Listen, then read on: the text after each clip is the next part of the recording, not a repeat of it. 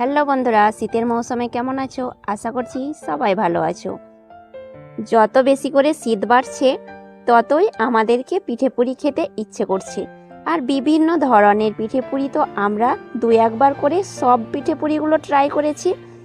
আর নর্মালভাবে চিতই পিঠার রেসিপিটা সবাই বানিয়ে খেয়েছি, কিন্তু আজকে যে চিতই পিঠাটা তোমাদেরকে বানিয়ে দেখাবো সেটা একদম স্বাদে গন্ধে সম্পূর্ণ আলাদা এবং কালারেও।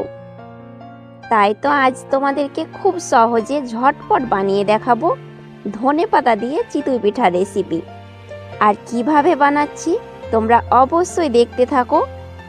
আমি এখানে 1 মুঠো পরিমাণ ধনেপাতা নিয়েছি, আর ধনেপাতাটাকে সামান্য পরিমাণে জল দিয়ে এইভাবে স্মুথ পেস্ট বানিয়ে নিয়েছি। চলে যাচ্ছি পরবর্তী স্টেপে। এবার আমি এখানে 1 বাটি পরিমাণে শুকনো চালের গুঁড়ো নিয়েছি। তোমরা বাজার থেকে কেনা চালের গুঁড়ো দিয়েও বানাতে পারো। এটা আমি বাড়ির তৈরি চালের গুঁড়ো দিয়ে চিতই পিঠাটা বানাচ্ছি। এবার চালের গুঁড়োর মধ্যে আমি দিচ্ছি স্বাদ মতো লবণ। লবণ দিয়ে চালের গুঁড়োটাকে প্রথমে আমি ভালোভাবে একটু চামচ দিয়ে মিশিয়ে নিচ্ছি। তারপর চলে যাব পরবর্তী ধাপে।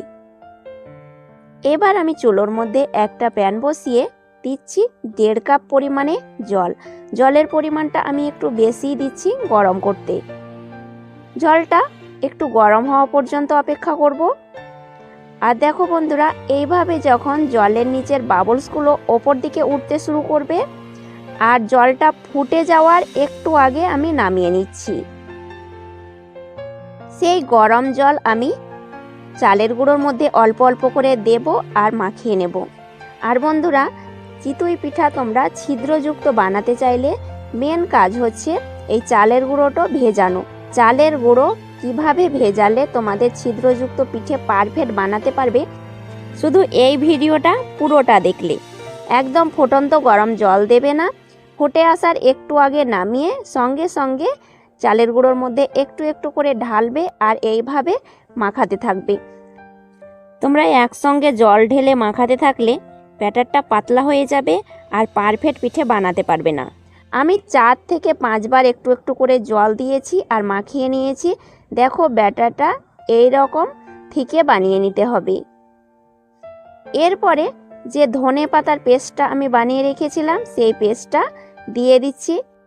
প্রথমে আমি 2 চামচ পরিমাণে ধনেপাতা পেস্ট দিয়ে দিলাম, পরবর্তীতে লাগলে আবারও 1 চামচ অ্যাড করে দেব। আর বন্ধুরা, এই রকম কালার আসতে আমি 3 চামচ পরিমাণে ধনেপাতার রস ব্যবহার করেছি। এবার দেখো 5 মিনিট মতো আমি ব্যাটারটাকে ফেটিয়ে নিয়েছি। চলে যাচ্ছি পরবর্তী স্টেপে। পিঠেগুলো বানানোর জন্য আমি একটা চুলোর মধ্যে তাওয়া বসিয়েছি আর তাওয়াটাকে প্রথমে গরম করে নেওয়ার পরে 1 চামচ পরিমাণে ব্যাটার দিয়ে দিলাম। ব্যাটারটা দেওয়ার পরে দেখো খুব সুন্দরভাবে ছিদ্র হতে শুরু করেছে।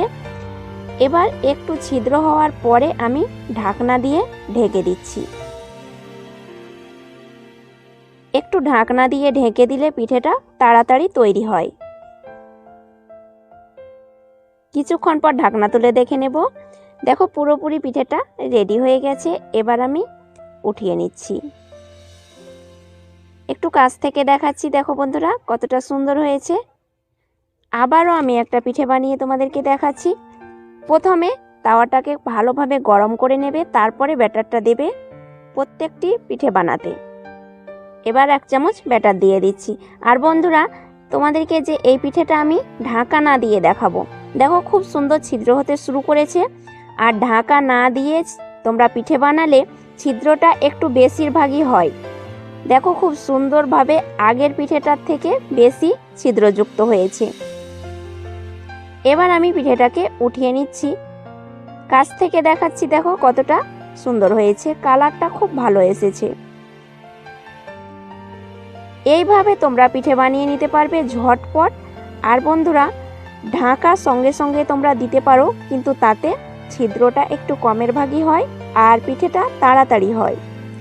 আর ঢাকা না দিয়ে পিঠেটা বানালে ছিদ্রটা বেশি হবে, কিন্তু পিঠেটা বানাতে একটু সময় লাগবে। একে একে সমস্ত পিঠে আমি বানিয়ে নিয়েছি আর খুব সুন্দরভাবে পিঠেগুলো ঝটপট রেডি হয়ে গেল। এই ধনেপাতার চিতই পিঠা একবার হলেও তোমরা বানিয়ে খাবে বন্ধুরা। দারুণ মজার হয়, এতটা মজার হয় যে তোমরা একবার বানিয়ে খেলে বারবার খাবার ইচ্ছে হবে। একটা পিঠে আমি কেটে দেখাচ্ছি, আর দেখো কতটা নরম হয়েছে। এই নরম তুলতুলে ছিদ্রযুক্ত পিঠেটা এই রকম বেগুন ভর্তার সঙ্গে খেলে দারুণ লাগে। আর বন্ধুরা অবশ্যই বাড়িতে এই শীতে একবার হলেও ধনেপাতার পিঠেটা বানিয়ে খাবে, আর আমাকে কমেন্টে লিখতে ভুলবে না কেমন হয়েছে। আর ভিডিওটা ভালো লেগে থাকলে অবশ্যই লাইক কমেন্ট শেয়ার করবে, আর চ্যানেলটাকে সাবস্ক্রাইব করে সাথেই থাকবে। আজ এই পর্যন্ত, আবার আসবো নতুন রেসিপি নিয়ে। ধন্যবাদ।